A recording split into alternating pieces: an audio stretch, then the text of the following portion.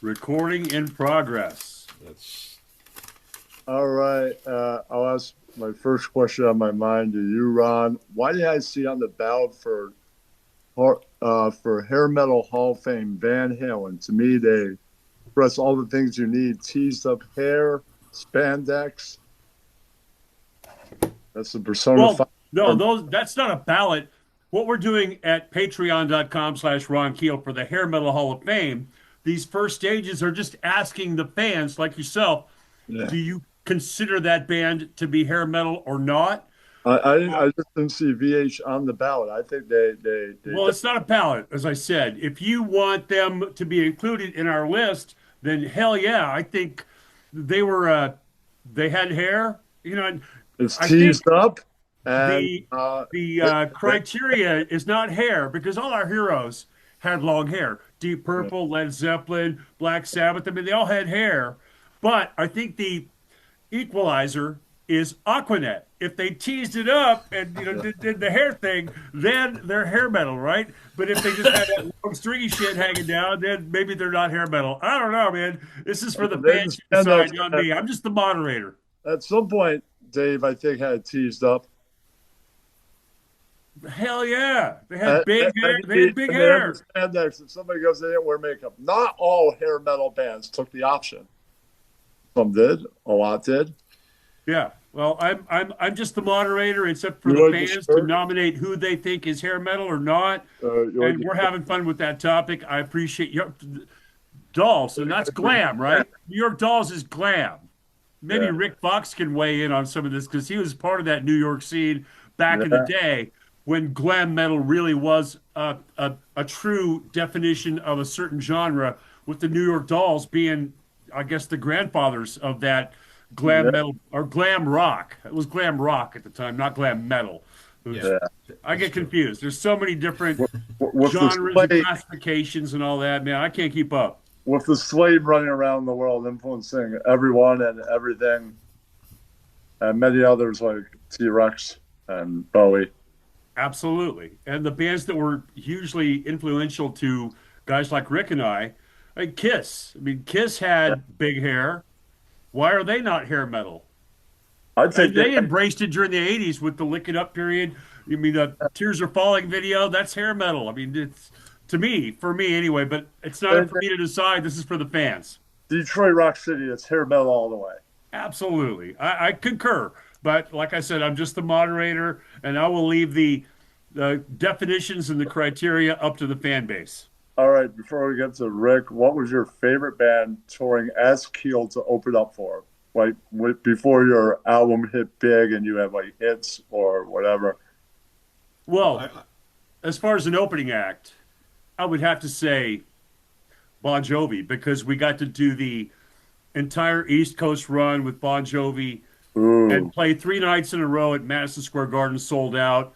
And wow. so, as an opening act, it doesn't get any better than that to be opening for Bon Jovi during the Slippery When Wet tour when they were at their peak.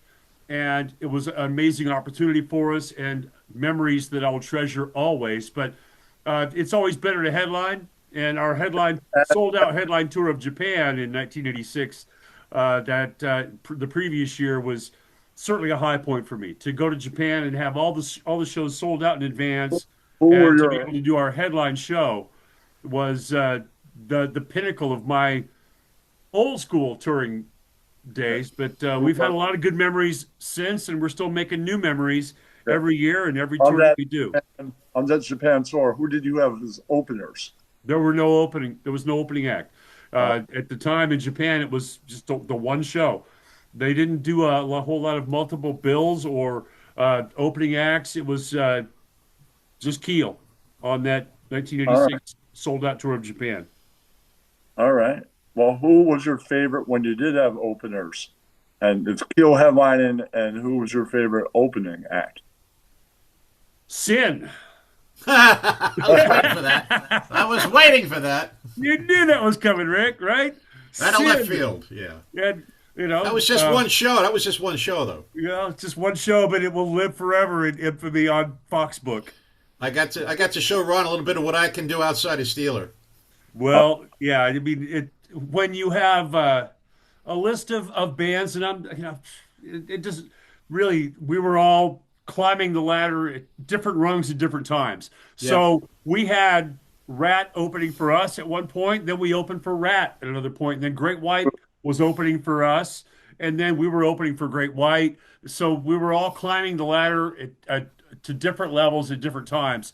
So to have Metallica, Rat, Warrant, uh,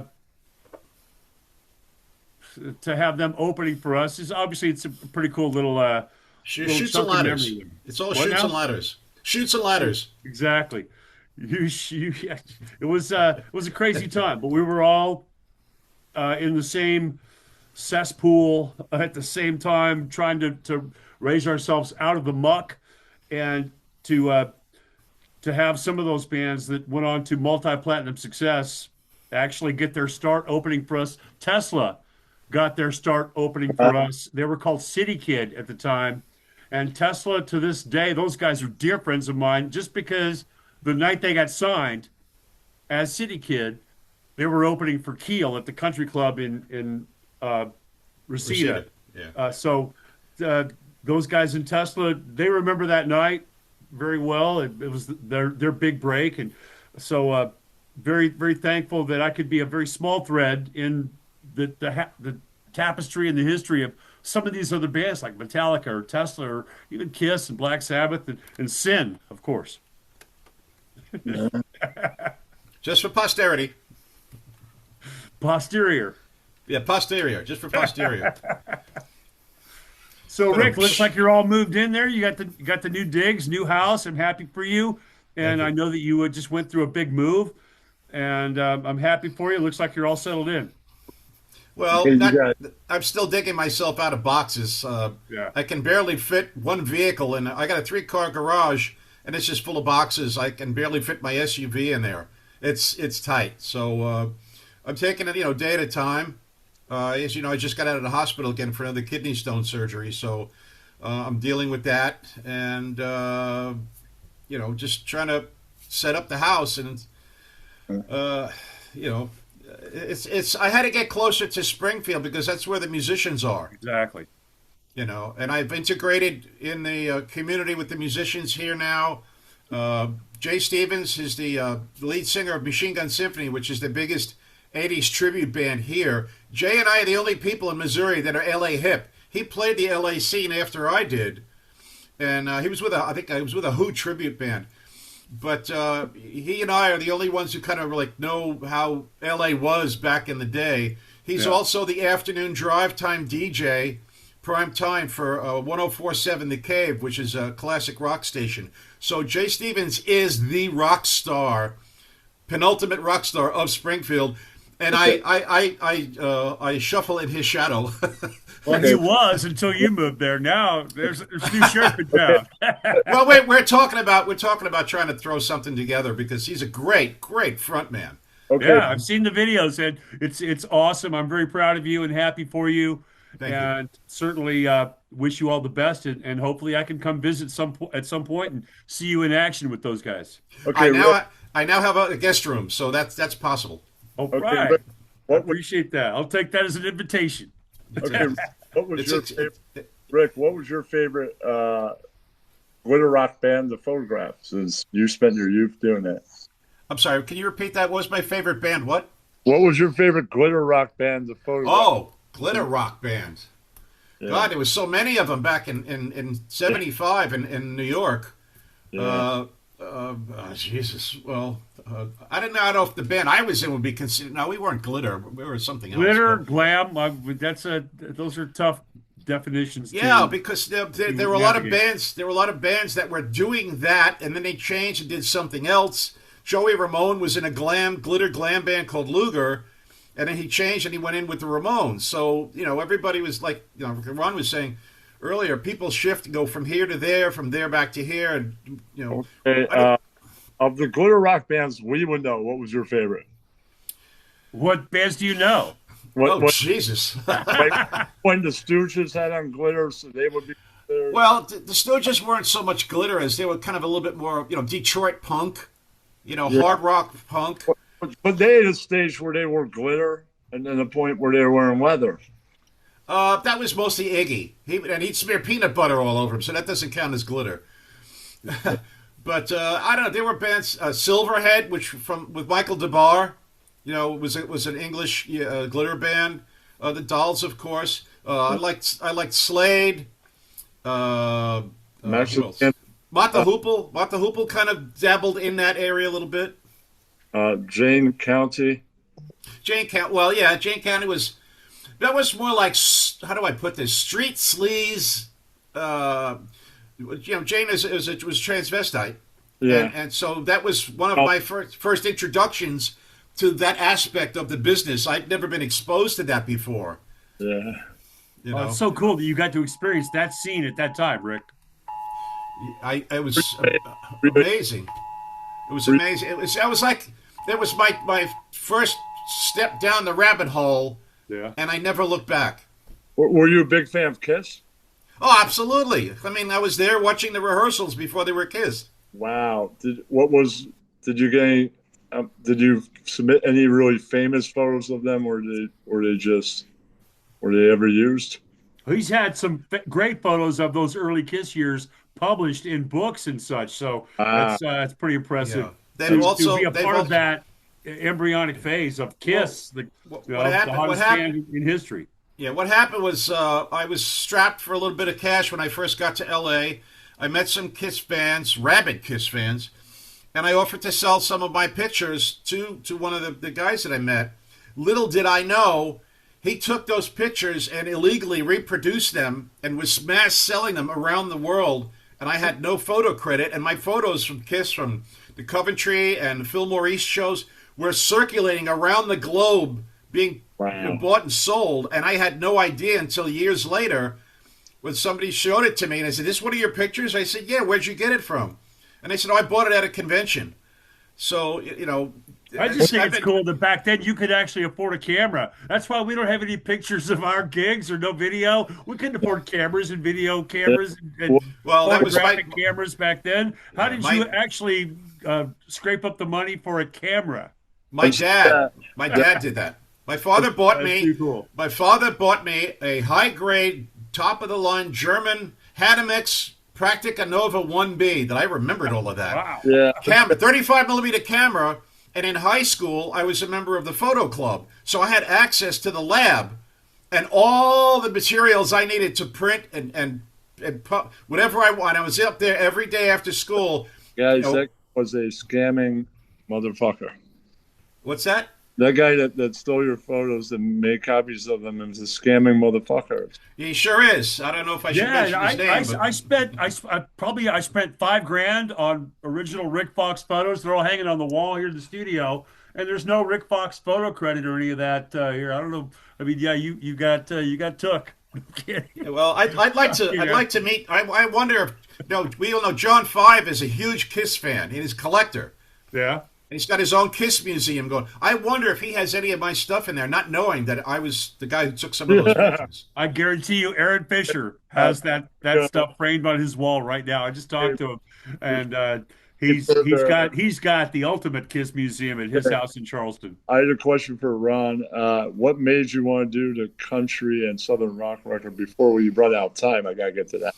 Oh, which record are you talking about? You have more than one album that's country and southern rock? I would say so, yeah. And really, those definitions are. I leave that up to the fans and the audience. My first country album, Western Country by Ronnie Lee Keel, was released 30 years ago in 1995. 31 years ago now. We just released the 30th anniversary edition of that digitally through RFK Media. And very proud of that record, very proud of that music. I've had several country albums, but also even on the new album Keel World, there is music that is Steeler, and also, there you go. Thanks, Rick. I mean, there's country music on that record too. So it's a big part of my life and a big part of everything that I do. Initially, when you did it the first time 37 years ago, what was your country? What were you listening to? What influenced you to do that? What were your country? I was driving back and forth from LA to Phoenix. This is 1991, maybe. And my parents lived in Phoenix. I lived in LA. I went home to Phoenix off a 450-mile drive. And there was no Sirius XM back then, no Spotify. You're literally hitting the scan button on the radio to try and find something that resonates with you. And I heard 90s country with Garth Brooks, basically, Yeah. that where they're using power chords and he's singing loud with a rasp, and he's songs about chasing women and drinking beer. And man, that felt like home to me. I grew up listening to country music as well. My father played country music, so it was always a part of my upbringing. Johnny Boy.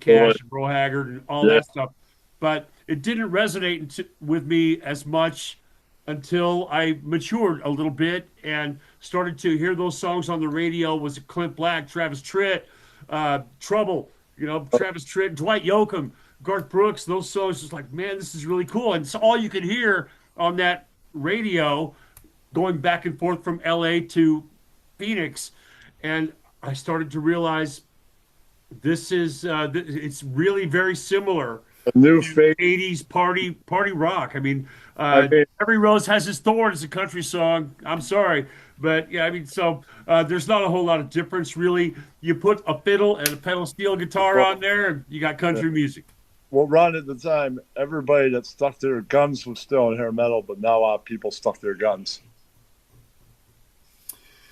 I have to verify what Ron was saying. When my late wife and I were driving back and forth from L.A. to Missouri Yeah. on our house hunting tour, we would hit a lot of country stuff, and it was like heavy country, I guess they call it, because the grooves were almost like Steppenwolf heavy, but you got a guy singing that has kind of more of a Nashville twang in his voice, Yeah, yeah. but he had these really low notes that hit you right in the chest. I'm like, wow, this stuff is really cool. I've never heard any like heavy country. Well, You know, Oh yeah, you mentioned stick to your guns, and I don't understand that phrase. that Paul means Gray? that means instead of like what Warren did, trying to go with the grunge, or go on to something like you kind of went on to a different kind of music. Just Well, I got a lot of guns, man. I got a lot of guns. I grew up playing classical music. I'm I just saying, grew up playing. I learned how to play in the classical orchestra, playing Tchaikovsky and Chopin and Brahms and Beethoven. I I mean, played blues. I played I mean, 60s rock. When I was growing up, the Beatles and the Who and the Stones the were guy, gods to us. So I mean, like what Van Halen just kept on making rock like hair metal, right? That's what I mean. Like Leopard too. Some people just stuck their guns and didn't change and just kept on making new albums.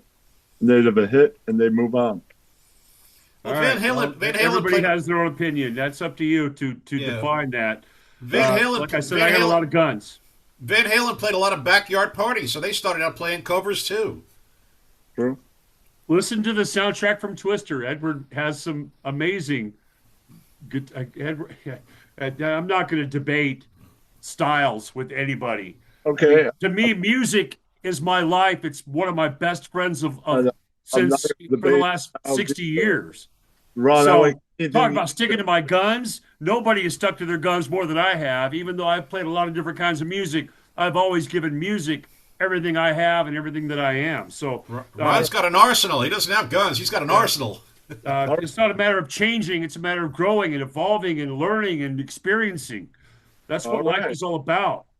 Oh, yeah, man, I love that. Okay, I now that we're probably I'd say 20 minutes tops from here, right?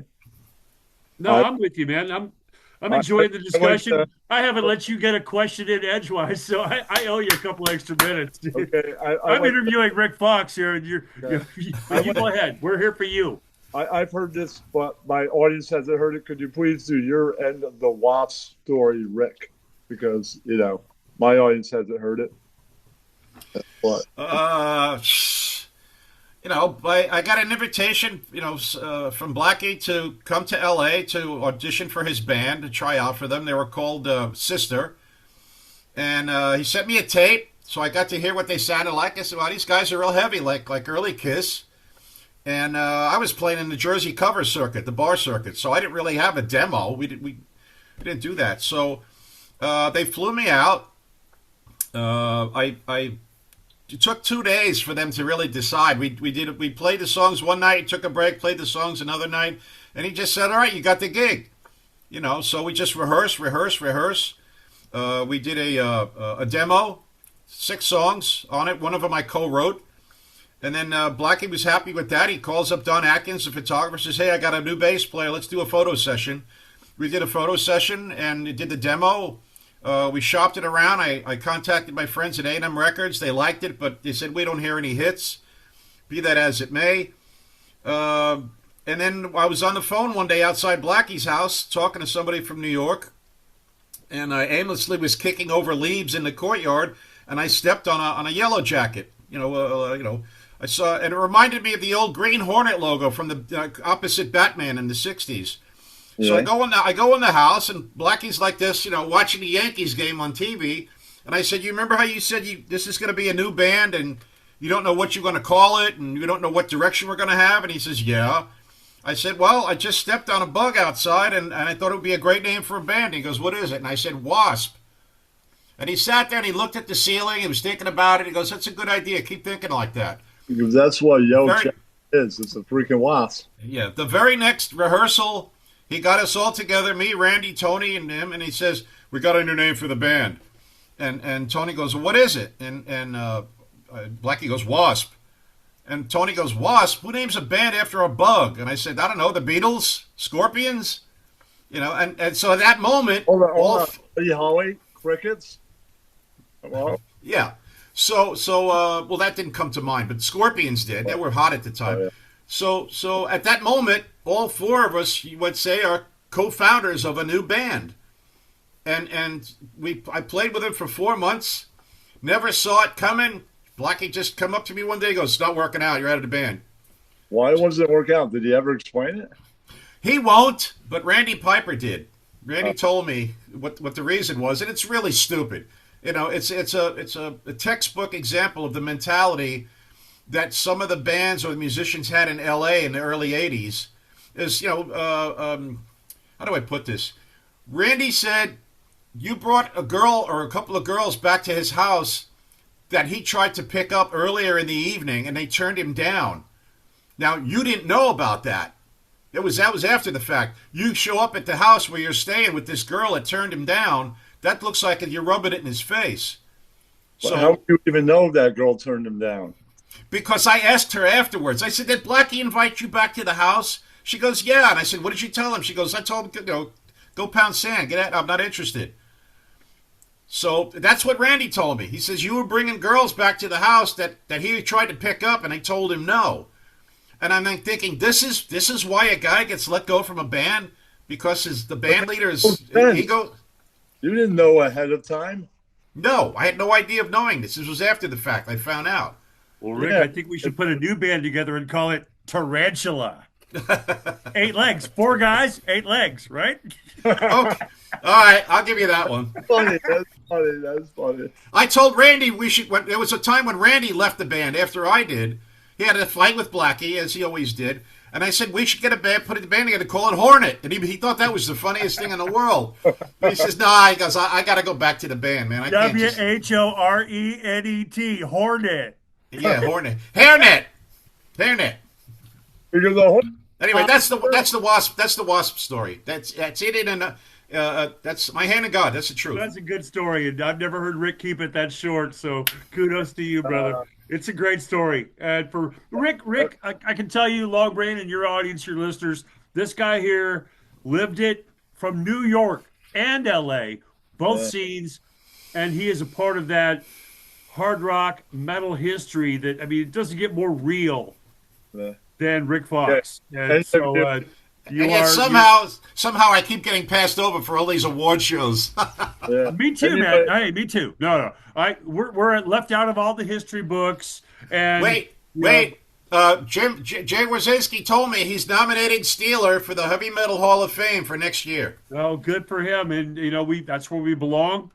Steeler and Keel both had a massive impact on that era, that decade, that music, that scene, that cultural revolution that we were a part of. And just because I take a lot of that upon myself because I did move on and play country music.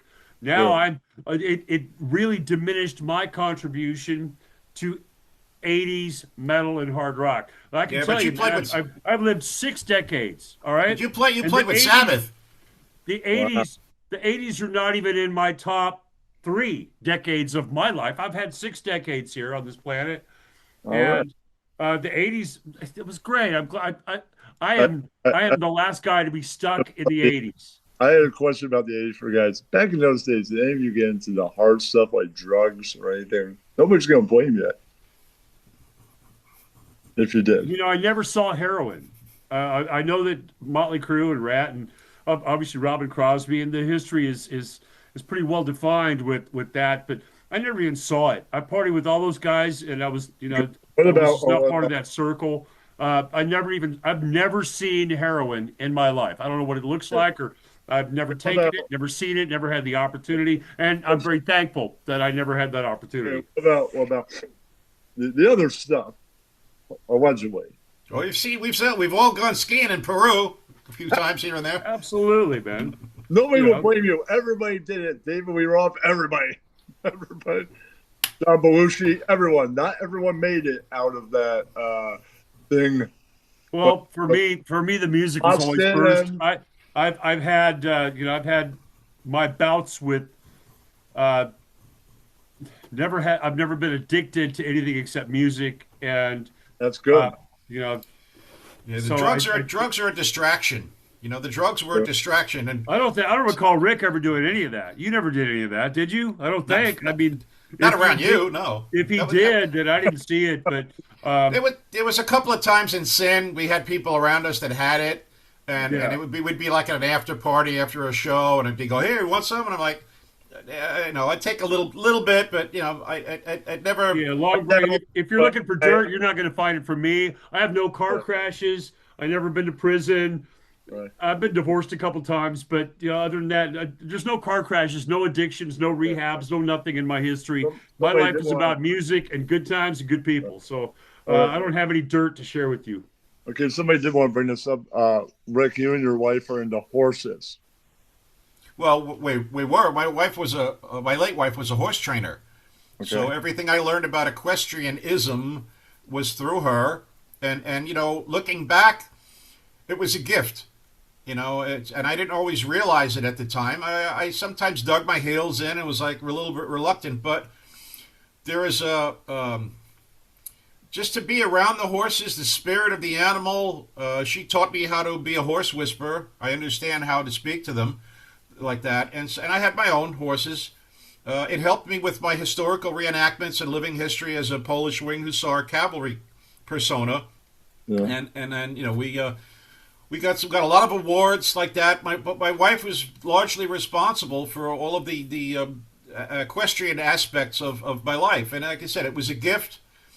And sometimes I wish I could get that back now. It's she was an amazing person, and an unsung hero. She never got as much credit as she deserved for everything that she brought to the table. How long ago did she pass? She passed on May 15th, 2022, a year after we arrived in Missouri. Sorry that happened to you, man. Thank you, thank you. I also heard that weren't you on the Los Angeles Polish Congress? Oh, yeah. I was vice president of the Polish American Congress for a few years. There's a Polish agenda and American agenda. So, for Okay. what I was doing to raise Polish cultural awareness and history, I was nominated and accepted to take the vice president position for the American agenda. And I kind of made a lot of inroads with the communities, with cultural things like that, with the Glendale community. They had a cultural event that they put on every year, and I was able to bring our aspect to what they had entertainers from all different kinds of cultures, and I did a lot of research on the Armenian community, which is big in Glendale, and I came to their presentation table teaching them their own history about Armenia that even they didn't know. So they were impressed by that, and so I was it was a privilege and an honor to be able to introduce this part of my ancestry to the world. In California, it's essentially the history is Spanish, so they're unaware of European, that culture and history and military Yeah. aspects of it. So I was able to make inroads and introduce this in the United States. Good All for you. right. That's very impressive. Awesome. Yeah. All right. When do you think the Thunderbolt stuff will be out? Are we getting closer? Oh, you mean Thunderball? Yeah. Uh, yeah, Because I'm. that sounds awesome. That's headbanging. Well, the singer on that is Dale Thompson from Bride, the Kentucky Christian band Bride. He was the singer on our demo. But then Mike Corday came in after Dale left. Mike Corday, who worked with Michelangelo, he came and did some live stuff with us as well. So, but as far as when we're going to release it, the plans were to release it sometime this year. We're still in discussions about we want to release the Sin stuff. I was just hanging with Dana Strum and Mark Slaughter at some of their shows. As you know, Dana produced our Sin demo, Yeah. and he gave me high definition copies of all of the songs that he produced of us, which they're on YouTube, but we're going to release them anyway. And then I've got some stuff that of Sin that has never been released. That's like more of like Iron Maiden kind of a feel. It's different stuff that Dana never got to. So we have plans to release the Sin and the Thunderball stuff. When exactly, I can't give you a target date yet. Oh, we can't give you a target date either on the new Steeler movie, but this is a long-awaited I was going to ask. statement from Well, that's maybe. RFK Media and the Steeler camp that is Well, do you think? probably going to see the light of day. I would be I almost guarantee that it's going to come out sometime this year, depending on the release schedule. And there's a lot of moving parts with this thing, with some great interviews with all of the band members from Steeler and David Pear, who has produced and directed the "Give Me Guitars or Give Me Death" video. Also did a ton of work on the Steeler movie. So we're excited about it.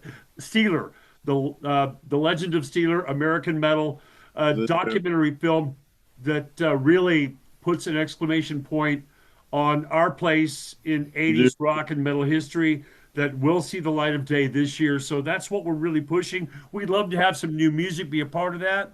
We have some new songs in play. We'd like to. My question is, did they interview Yingwei because he was part of the original Steeler, right? I Not the didn't original. understand that question. Not the original. No, the Ingve was part of the album lineup, the classic album lineup. The original lineup was from Nashville. Was different players. Okay. So when Ron Yeah, shifted they joined members, the band several years after our inception. Okay.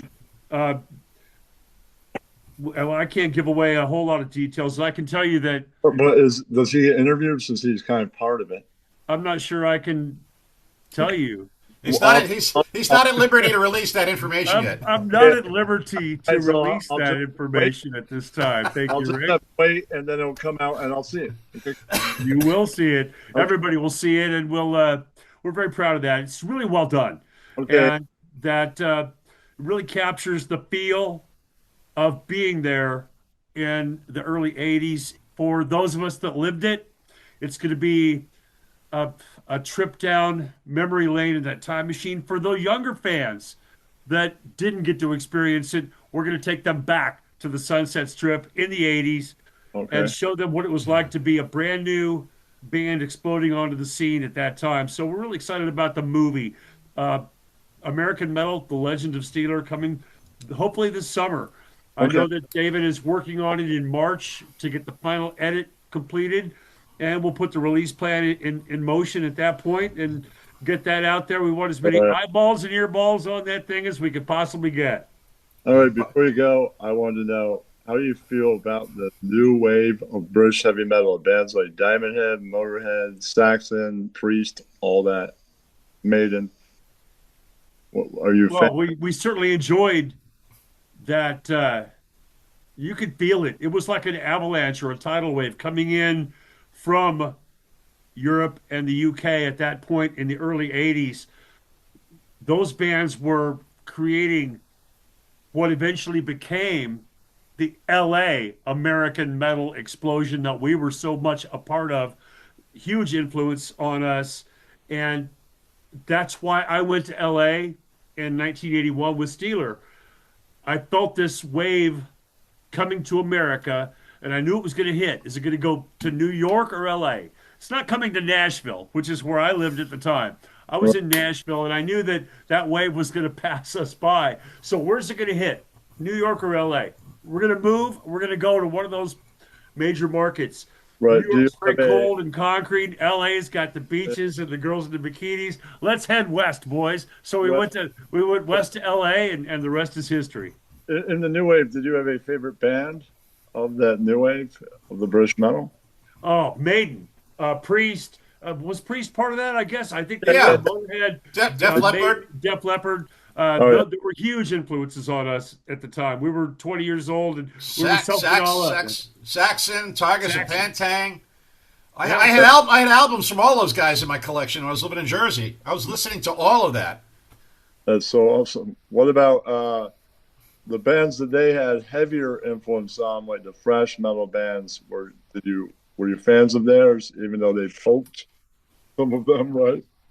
They did poke the fun. I always preferred music with melody, singers that could sing and songs that had melody to them, not shouting or growling.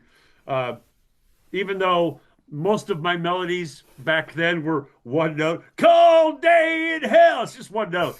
But it's kind of like Brian Johnson from AC/DC. AC/DC was a huge influence on us. Not Yeah. all of them shouted. Some of them had melody. Like who? Well, I liked sometimes Slayer had melody. Sometimes Slayer had melody. I'm going to write that down. Put that on my fucking tombstone, man. Sometimes Slayer had melody. Man, everything has melody, obviously. And if you define what melody is, I mean, that has melody. Yes. That's tempo. A caveman pounding on a log or a rock has melody. No, that's tempo. That's tempo. That's not one melody. note can be One melody. note. Wow. One note. I mean, AC/DC is the king of. I mean, and this new song. What about "If the Guitar Should Give Me Death"? As far as I'm concerned, that's Bon Scott singing with Priest, and that was my original inspiration behind Steeler. Nice. What about Nicely said. the Misfits? Are you a fan? I don't think I've ever heard any of that. Rick, you can comment. I'm not sure I've heard that music. Yeah, I wasn't really a big fan of that genre. I think the closest thing I ever liked that was anywhere near that ballpark was either Rammstein or Static X. And only because of we're both misfits. I mean, we're both misfits, but we were never in the band. I didn't. That's true. That's true. But if you want to look up the definition of misfit, it's right here. All right. You liked Kiss and Van Halen when it came to hair metal, right? And Motley Crue fans?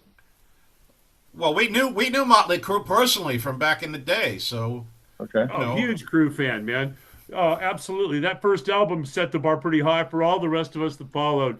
Even though Quiet Riot, Mental Health was the first metal album to reach #1 on the Billboard chart. That's Motley true. Crue's Too Fast for Love was the template upon which we all kind of that's true. Built from there. That's and, true. What do you think? Certainly huge fans of Crue, and that were a huge influence. One of the greatest rock bands of all time. Definitely Hall of Famers, and they don't deserve all the crap that they get these days. But man, it's quite entertaining to see all the slag that is thrown in their direction. My goodness, and these metal fans, man, they should be thankful for the memories and for the good music as opposed to just piling on and digging everybody else's grave, man. Yeah, I agree. I agree. Saw the band. I'm a fan. Me too. Absolutely. Well, I couldn't be a bigger Crue fan. Nicky used to give me his hand-me-down equipment and his costumes, and Nice. I mean, the guy was a sweetheart. I mean, what's we not to toured like? with those guys. I mean, Keel toured with Motley Crue, and Steeler and Keel both opened up for Motley Crue on various What occasions. about what do you think of the saviors of metal, Pantera? Metal was closing up shop, and they came along and they said, "The party ain't over. Let's keep going." No comment. Uh, no comment. Yeah. Okay.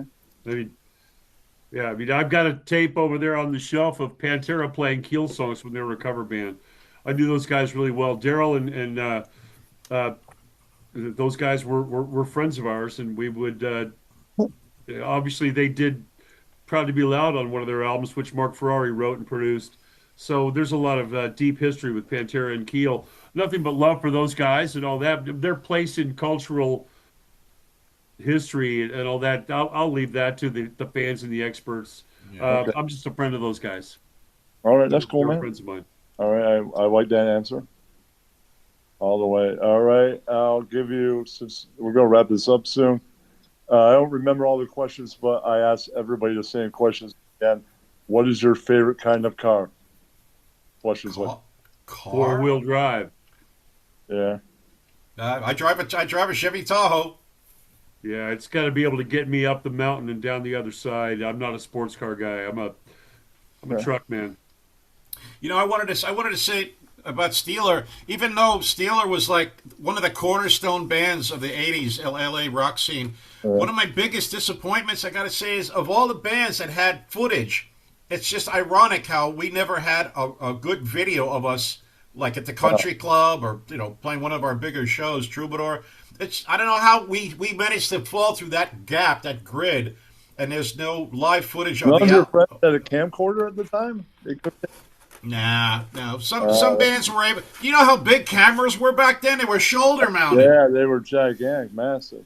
The technology Okay. wasn't there yet for that. So, Okay. If you could be any other band than the bands you were in, what band would that be? what was that? If you could be in any other bands than the bands you were in, what would that be like? That's another funny question. Right when I was auditioning for Steeler, Yeah. in we went from late summer into the fall, and I hadn't heard yet if I was in or out of the band until Ron said it was my birthday. It was December 28th, 1982, at the Rainbow. Ron said, "Welcome, you're in the band." But right before Nice that, impression there. That was very cool. thank you Very very nice much. Ron Keel impression. Thank you very much. All uh, right. You're in the band.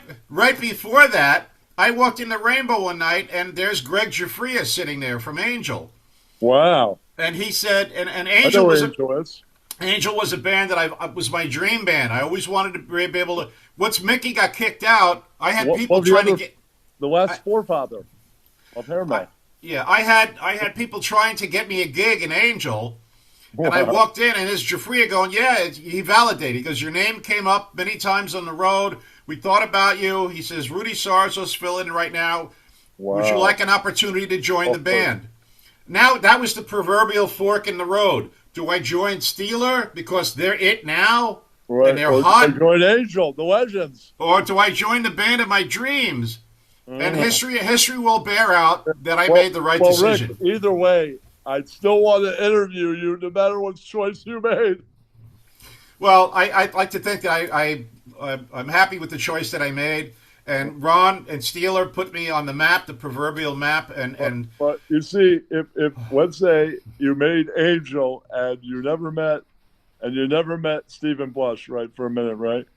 And you probably still know Tony Mann. I bet Tony Mann. Can I interview Rik Fox from Angel? Come on, man.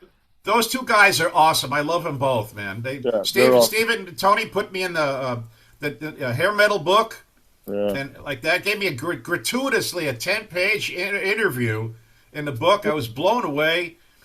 Chips Enough, we did an interview. He did the introduction in the book. So I'm very grateful to Steve and Tony for everything they've done for me. Yeah. Okay. Let's see. Now, Ron, you never answered. What if there's any other band than the bands you've been? What band would that be that you'd be in? I am my own man. I'm cut from my own cloth, and as Okay. we've seen in our industry, so many singers, they're dead. They can't sing anymore. And my friends are my heroes. Guys like Kevin Dubrow, Jack Russell, the list Yeah. goes on, that are no longer with us, Janie Lane. Oh yeah. I was never the kind of guy that would. I have my own character, my own personality, my own voice. I probably wouldn't fit with any of those bands, even though All they're all right, my friends and I love that music.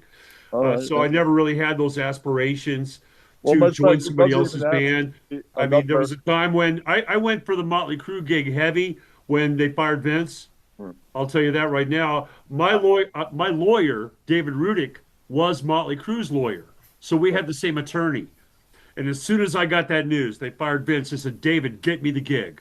Get me the gig. I got a response from Nikki that said they were going in a different musical direction. They didn't want another big-haired 80s screamer like me. Right, yeah. But I was close. I pushed hard for that one to all of a sudden be the I new guess lead that's your singer. And answer. Black Sabbath as well. I mean, the Black Sabbath history. Yes, I I know. was in Black Sabbath for a short amount of time and Wow. really treasured that moment in my history and uh, my career.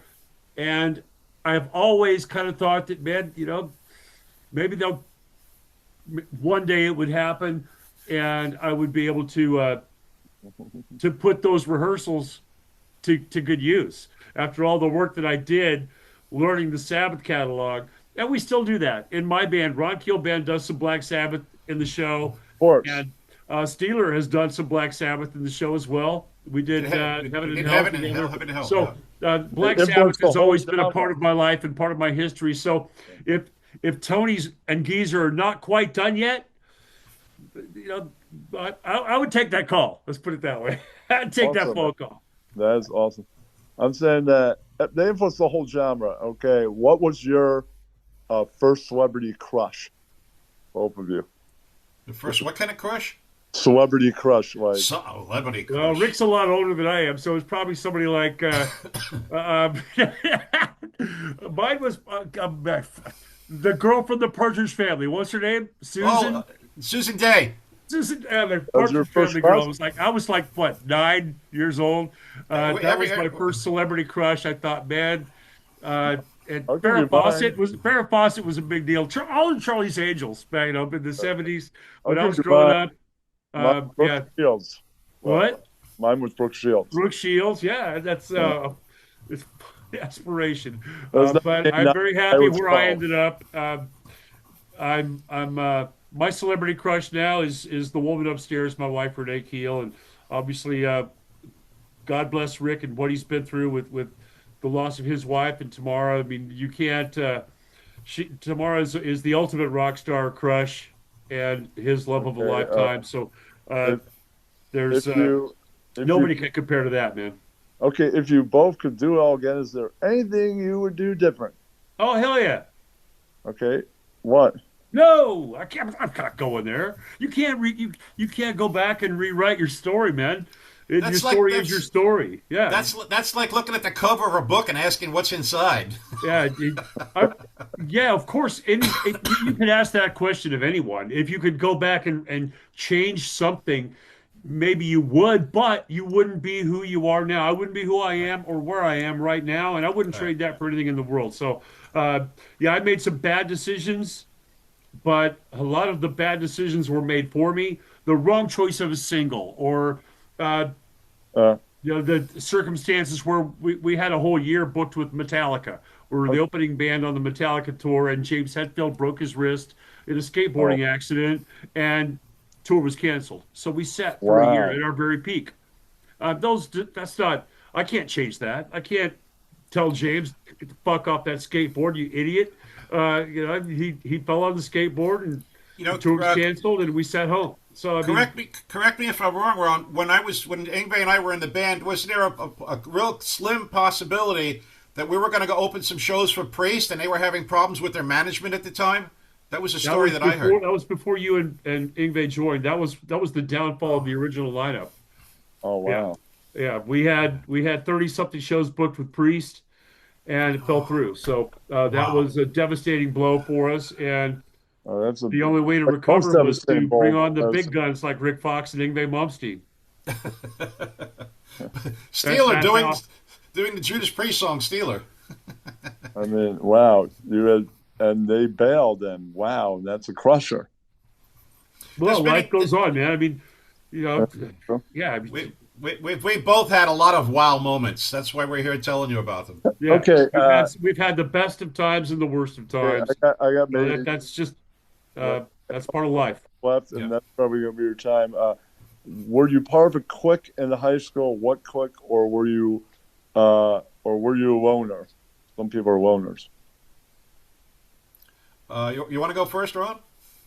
No, I was a musician. I Oh, was the guy. I was in guitar class, band class, orchestra, jazz band, marching band. That was my clique. Anybody that was, I mean, it was all musically related. Uh, my okay. entire education was based upon this dream of learning how to play, write, sing, and perform, and Okay. play as many instruments as I could, and be a What musician. instruments did you play in band? I What's started that? out playing the drums, but I learned how to read music by playing the valved instruments, trumpet, French horn, Uh, and played guitar, bass, and drums in the jazz band. I played in the marching band. I played every percussion instrument and the trumpet. That's how I learned to read music. Uh, So I you were always wanted to blowing it. play saxophone. Saxophone was too difficult for me, unfortunately, but I love the sound of that sax, man. I Killer. never learned how to So play it, but I certainly wish I had. so you were Okay. blowing. Essentially, you were blowing and beating from an early age. Absolutely, man. Yeah, I mean, anything that would make noise, I'm beating on it or blowing on it. Just like Okay. in the song, "Give Me Guitars." What about you, Rick? Were you in a certain clique, or were you a loner or musician? Well, I wasn't part of I went to high school in Brooklyn, so I was kind of I wasn't a loner. I had friends, but I was an individualist in being exposed to the music, the rock music that I was getting exposed to. Okay. So I was fashionable. I had platform shoes. I had glitter on them. I had glitter on my shirts. I had uh, uh, velvet corduroy pants with rhinestones on them, Yeah. and and I was able to skirt around the rules and regulations of what we were allowed to wear in school because they didn't quite break the rules, but they weren't actually within the rules either. So I became known for being like this individualist guy who was into all of this stuff. I was kind of ahead of the curve from my peers in school, All right. and that came to me from I got on the dance committee, and that entailed having a band that they would hire come in. We would close off the cafeteria, set up tables, make a stage. A band would come in, they would play. So, being on the dance committee, what I did was this is like my early introduction to being a roadie. Was I would be there, help the band load in, set up, watch them do their thing, or watch the band all night, learn about new hard rock music from the '70s, Humble Wow. Pie, Spooky Tooth, Sabbath, the stuff that was cutting edge then, Grand Funk Railroad. And then at night I'd help them break down, load out, and that was kind of another introduction to that kind of genre, that whole field of what I was doing. So that kind of made me the individualist in high school. I was the fashionable guy. I was, just trying to be my own trend. Still gravitating and navigating towards anything musical, though. Yeah. All That's our right. common thread. Anything that was loud and crazy and electric, that's kind of what drew us in. All right. I was a geek in grade school. I was never really good at anything except music, so I wasn't popular. I was a loner. I was unhealthy. I was skinny. I was not good looking. And then I transformed as a teenager to Yeah. the cool guy in school, wearing leather. And I was the first guy in school to get an earring, get a pierced Wow. ear. And all of a sudden, I got a sports car and leather pants and a guitar, and I'm the most popular kid in my senior year. So we undergo those transformations as we live and reinvent ourselves as we continue to do that, even Wow. with the new Steeler music that we're producing and the new Okay. movie. And Uh, I, you'll I, I, see the I, evolution of Steeler, Rik Fox, Ron Keel, uh, Mark Edwards, and Mitch Perry in the new Steeler film, I American had a Metal: The question Legend of about Steeler. I had a question about Steeler. Then I might have two more questions. Then I'm gonna let you go. All right. When is the full blown Steeler record coming out? A new one, like completely. Inquiring minds want to know. A new record? Yeah. Who Yeah. gives a shit? Okay. We just released the best Steelers song ever okay. on Keel World. That is and the true. video got 65,000 views. Wow, that is true. Okay, Who's so paying for it? Nobody gives. They don't want new. Nobody. We're in the business of selling new music to old people that don't want new music. They just want us to make them feel like they're 16 again. And I'm sorry, I can't do that. all right, man. I can't fulfill that need with you or the other fans. I am here to create, write, and release music because it's what I'm driven to do, not Okay. because it's good for business or smart or whatever. I do that because I mean, a new Steeler album, you would lose your ass. When are you going to buy a $7 million mansion? Okay, good point. Yeah, well, I mean, well, you probably should just a new Steeler album. Well, Okay, if I hit a multi-million-dollar lottery, I'd underwrite the whole process. okay. When do you think either one of you, with whatever music you're putting out, is going to play New York in the near future? New I have York? no idea. Yeah, like near New York City. New York's I a just danger played New zone, York man. in October. What? I just played in New York in October. I mean, again, I missed the I date. just played there in October. This is January. All right. Yeah, New York's a danger zone, man. It's too dangerous to I be was there just right now. there. I was just What there. about I'll go Jersey? back anytime. I'm ready to roll. I'm a full time entertainer and musician. I'll play anywhere, anytime. All right. Maybe you play here soon. Let's hope Uh, so. Before Rick, it's too late. Jersey isn't dangerous. Would you play What? Jersey? Rick, would you play Jersey?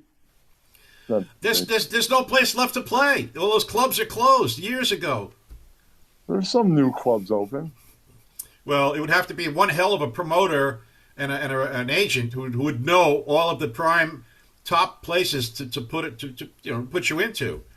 And Okay. you have to have the you have, like Ron says, you got to put. It's all about putting asses in seats. Yeah, You got to draw those people there. Yeah, the business is difficult to navigate. I play often, and I've got some big shows coming up this year, and we'll see what happens next. But I can't answer. I don't have a crystal ball saying, if the phone rings and they want me to come there and sing for them, there's a dollar amount involved, and I'll be there in a heartbeat. I've got music in me, and I've got it. I'm ready to go, but I can't Okay. predict. I can only tell you what gigs are on the books. St. Louis, March 27, 28. Baltimore, Maryland, May 1st. Also going back to South America, Peru, Mexico, and Colombia in November, as well as another trip to Australia in November. Okay. So And I Q can't tell World. you when I might do something. I can tell you when I'm going to do something, and that's Okay. what's on the books right now. And this appearance is brought to you by Q World, out now.